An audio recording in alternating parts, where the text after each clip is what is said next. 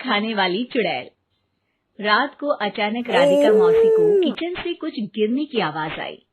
उन्होंने बाहर निकल के देखा तो किचन में उन्हें कोई सफेद साड़ी में दिखा। वो चीख पड़ी, हे भगवान, आलतू जलाल तू आई बला को टाल तू, आलतू जलाल तू आई बला को टाल तू। राधिका मौसी को चीखते सुनकर श्रवण बाहर आता है भागते हुए। अरे माँ, क्या हुआ? क्या देख लिया? दादी माँ आ गई क्या सपने में? अरे बेटा, रसोड़े में देख तो कौन है? श्रवण रसोड़े में झांक कर देखता है और उसे कोई नहीं दिखता अंदर। अब रसोड़े में तो कोई नहीं है माँ। कोई सफेद साड़ी में नहीं है क्या? नहीं माँ, कोई भी नहीं है। चिल्लम चिल्ली की आवाज सुनकर काजल भी वहां आ जाती है। अब क्या हो गया माँ जी? अरे बेटा, रसोड़े में एक चुड़ैल थी सफेद साड़ी में। अरे क्या कर रही थी वो अंदर?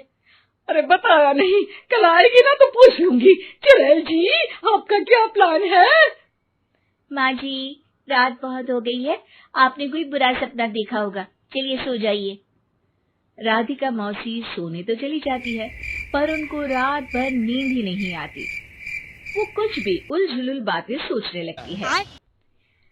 कहीं चुड़ैल की वजह से तो घर में टेंशन नहीं हो रहा, कहीं उसी की वजह से तो वो दादी नहीं बन पा रही।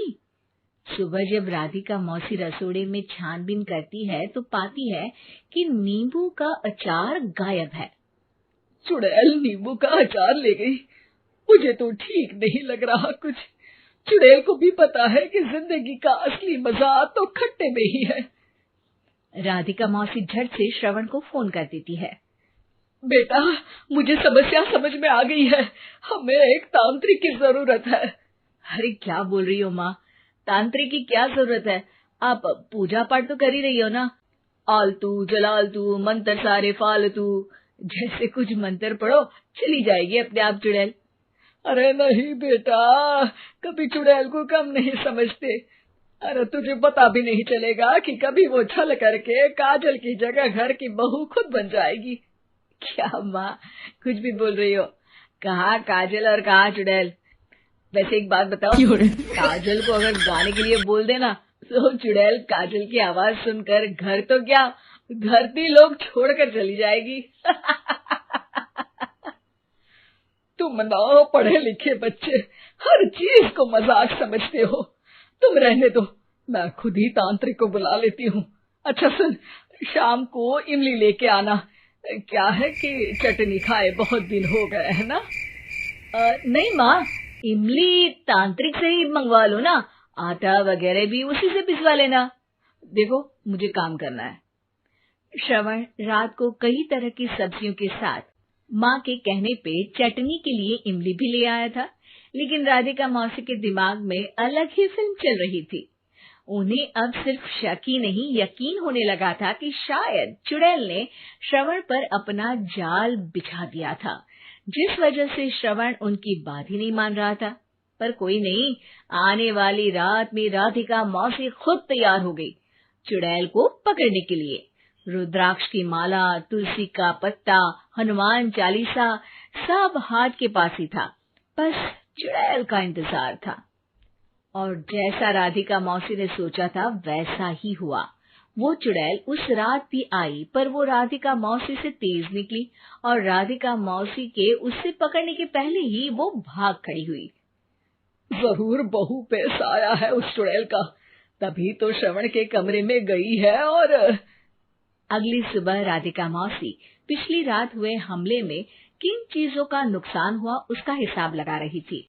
उनके खेमे से एक आम के अचार की शीशी भी गायब हो चुकी थी और वो इमली भी जो कल श्रवण लेकर आया था। राधिका मौसी इस बारे में सोच ही रही थी कि श्रवण जल्दी से रसोड़े में आकर दवाइयों की पोटली ढूंढने लगता है। अरे बेटा, क्या हो गया? अब माँ, वो काजल की तबीयत खराब है, बहुत घबराहट हो रही है उसे। हे भगवान, मैंने पहले ही कहा था कि तांत्रिक को बुला लेते हैं, पर नहीं। अब देखो, उस चुड़ैल ने काजल को अपने वश में करना शुरू भी कर दिया है। हालांकि श्रवण भूतों में विश्वास नहीं करता था, पर अब वो भी डर जाता है और राजी हो जाता है एक तांत्रिक को बुलाने के लिए। कुछ ही घंटों में तांत्रिक आ जाते हैं और राधिका मौसी तांत्रिक जी को सब बता देती है। घोर संकट, घनघोर संकट, चुड़ैल को मारू जोर चाकट, ओम भट स्वाहा खटखा के आहा। अरे ये क्या मंत्र है? मेरे खुद के ओरिजिनल मंत्र है, कल रात को ही लिखे हैं, अच्छे लगे तो दाद चाहूंगा। एक और मंत्र सुनो, अर्ज किया है आब्राकडाब्रा, दिल्ली बम्बई आगरा, चंदा मामा सोवरले सुरन मामू जारा। ये मंत्र है? अरे कोई 40 वालीसा पढ़ो ना। वक्त कम है, 40 नहीं पड़ेंगे, 20-25 में काम चलाना पड़ेगा। अलग निरंजन जाके लंदन, मुफ्त का मंजान घिस मेरे नंदन। अरे जल्दी करो तांत्रिक जी, जल्दी करो। तांत्रिक अपने उल झलूल मंत्र पढ़ने लगता है। श्रवण को तांत्रिक पे शक होता है। वो अपने एक डॉक्टर दोस्त को कॉल कर देता है ताकि कोई अनहोनी हो तो इमरजेंसी में चीजें मैनेज हो जाए।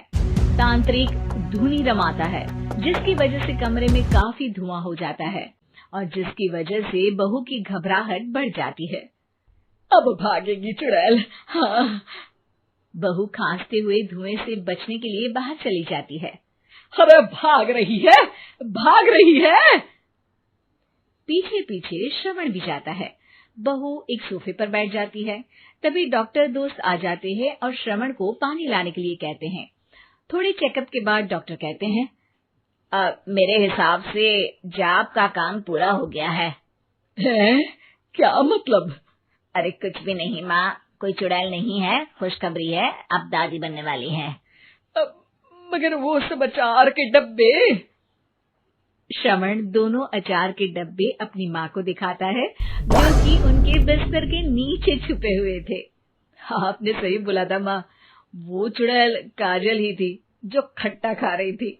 हमें कल ही पता चला, पर हमने आपको ये तांत्रिक वाला काम करने दिया ताकि आपको भरोसा हो जाए कि भूत वगैरह कुछ होता ही नहीं। अच्छा, ये तो बड़ी खुशी की बात है, पर बेटा मुझे एक झाड़ू तो ला दे। क्यों माँ? ये तांत्रिक का भूत उतारती हूँ मैं। अब तांत्रिक राधा मौसी के डर से घर से भाग निकलता है और राधा मौसी उसके पीछे भागती है। अरे संकट ये घनघोर है, तांत्रिक मुआ चोर है। Thanks for watching. ऐसे ही और वीडियोस देखने के लिए वीडियोस को लाइक करें, कमेंट करें, ज़्यादा से ज़्यादा शेयर करें और चैनल को सब्सक्राइब करना ना भूलें।